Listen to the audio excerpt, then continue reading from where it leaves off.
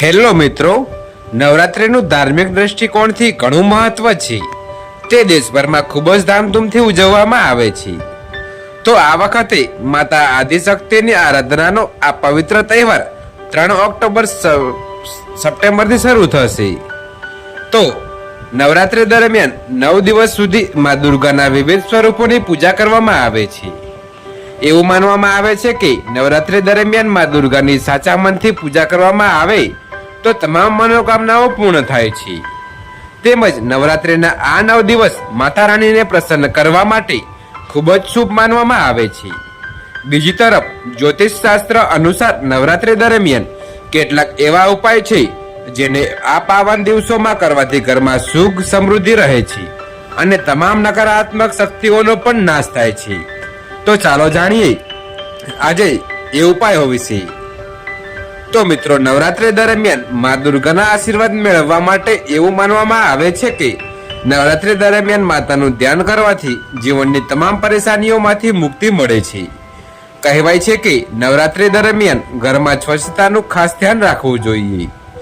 તો ઘરમાં દરરોજ મેપિંગ કરવું જોઈએ અને મોપિંગ કરતી વખતે પાણીમાં ગંગાજળનો ઉપયોગ કરો.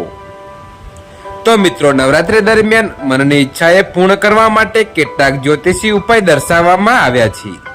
જો આપ નવું ઘર ખરીદવા માંગતા હોય તો ઘર ખરીદવા માટે આ ઉપાય કરી શકો છો.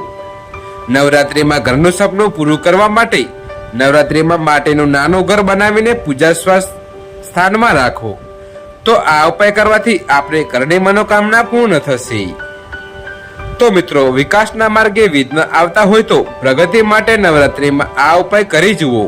માની કૃપાથી આપની મનોકામના પૂર્ણ થશે. તો નવરાત્રિ દરમિયાન ઘરમાં તુલસીનો છોડ લગાવવો શુભ માનવામાં આવે છે. જો ઘરમાં પહેલાથી જ તુલસીનો છોડ હોય તો એક સિક્કો હાથમાં લઈને મનની ઈચ્છાને દોહરાવો. આ સિક્કાને તુલસીની નીચે માટીમાં દાટી દો. આમ કરવાથી પ્રગતિના નવા માર્ગો મોકળા થશે અને જીવનમાં સફળતા મળશે.